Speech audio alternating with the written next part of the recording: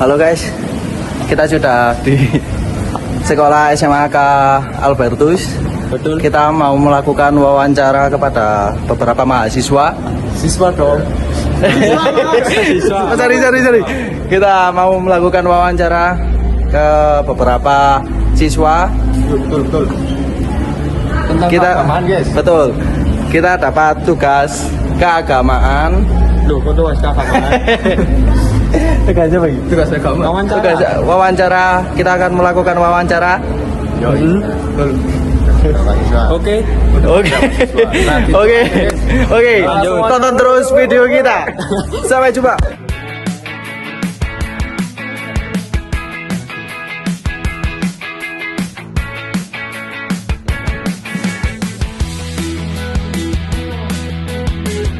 Menurut kamu seberapa penting sih menghargai perbedaan pandangan keagamaan di media sosial, apalagi yang berbeda dengan keyakinan itu?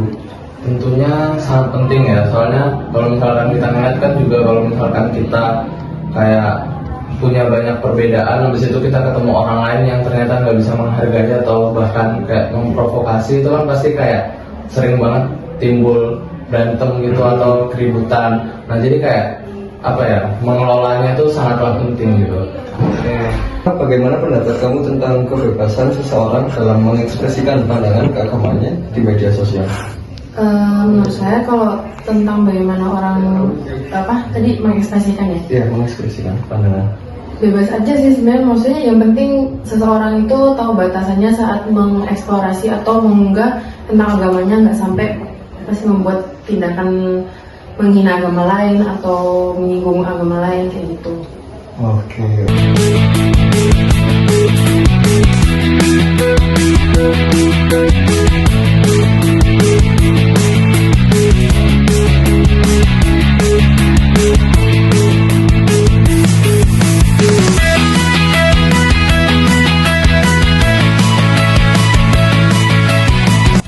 Dalam penelitian tentang toleransi beragama di media sosial ini, saya belajar sesuatu yang cukup berharga, bahwa menghargai perbedaan pandangan keagamaan bukan berarti kita harus setuju dengan semua hal. Cukup dengan mau mendengar dan tidak terburu-buru menghakimi. Dari proses wawancara yang kami lakukan, saya juga semakin sadar bahwa sikap inklusif itu sebenarnya sudah ada dalam diri banyak orang. Tinggal bagaimana kita membiasakan diri untuk menerapkannya, terutama di ruang digital yang penuh dengan beragam sudut pandang. Dari sini saya belajar bahwa masih banyak orang yang punya sikap saling menghargai atau memiliki etika dalam merespon konten yang berbeda agama dengan mereka.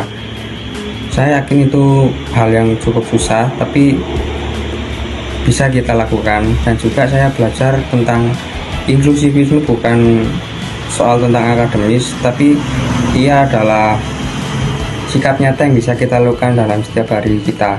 Buktinya dalam berkomentar di media sosial. Di sini saya sadar bahwa perbedaan tak lagi menjadi penghalang, justru itu menjadi jembatan untuk saling mengenal dan memahami satu sama lain.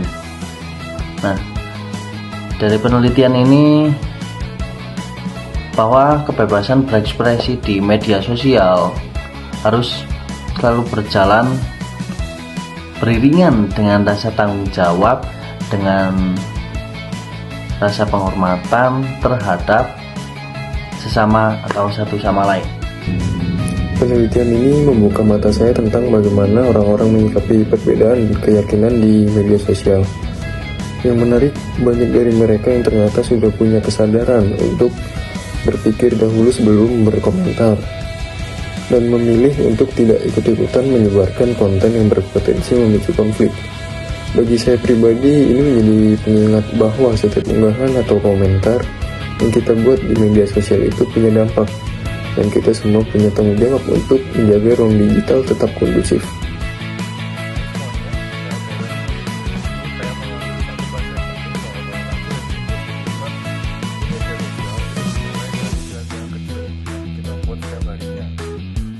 Bagaimana kita membaca konten keagamaan tanpa langsung menghakimi, hingga bagaimana kita memilih untuk tidak menyebarkan sesuatu yang bisa menyinggung orang lain. Penelitian ini menguatkan keyakinan saya bahwa ruang digital semua mau berkomitmen untuk saling